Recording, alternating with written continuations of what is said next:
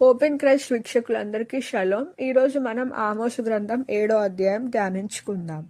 ఇస్సాకు సంతతి వారు ఏర్పరిచిన ఉన్నత స్థలములు పాడైపోవును, ఇజ్రాయేలీయులు ప్రతిష్ఠిత స్థలములు నాశనమగును. నేను ఖడ్గము చేత పట్టుకొని యెరోబాము ఇంటి వారి మీద పడుదును అని చెప్పేసి రాసి ఉంది.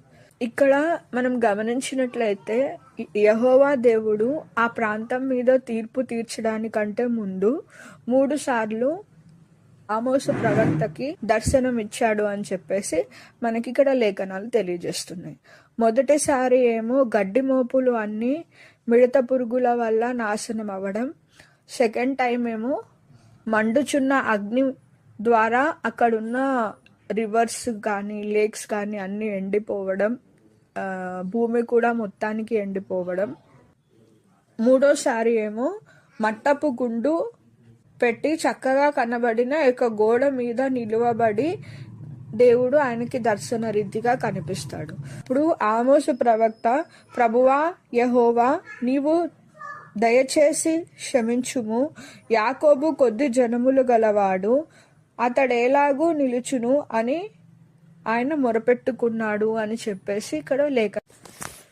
సో యెరోబామునకు ఈ విషయం తెలిసినప్పుడు అక్కడ బేతేలునకు యాజకుడైన అమజ్యా యుద్ధకు ఆమోసుని పంపి అక్కడ ప్రవచించినప్పుడు ఆయన ఆమోసుని హేయంగా మాట్లాడినప్పుడు ఆమోసు ఆయన వ్యక్తిగత ప్రాఫెసీని వాళ్ళ పట్ల చెప్తాడు అని చెప్పేసి ఇక్కడ ఏమనగా వాళ్ళ భార్య పట్ల పిల్లల పట్ల దేవుడు ఖడ్గాన్ని చూపిస్తారు అని చెప్పేసి చెప్తాడు.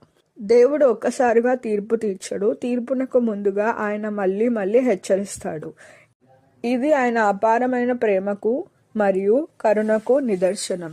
దేవుడి సన్నిధిలో ప్రార్థన, నిజమైన పశ్చాత్తాపం తీర్పును కొంతకాలం ఆలస్యం చేయగలవు, కానీ దేవుడి స్వరాన్ని వినడానికి నిర్లక్ష్యము చేస్తే అది పతనానికి దారితీస్తుంది. దేవుడు జనులను మాత్రమే కాదు, ప్రతి వ్యక్తిని కూడా తన పవిత్రమైన నీతి ప్రమాణాలతో సత్యాన్ని నిశ్శబ్దం చేయడం ద్వారా మనం దేవుని యోచనలు ఆపలేం. అలా చేయడం మన మీద తీర్పును మరింత ఖచ్చితంగా తీసుకువస్తుంది అని ఈ వాక్యాంశం మర్మం మనకి తెలియజేస్తుందన్న విషయాన్ని మనకు ఆమోసు ప్రవక్త తెలియజేస్తున్నాడు. ఆమేన్.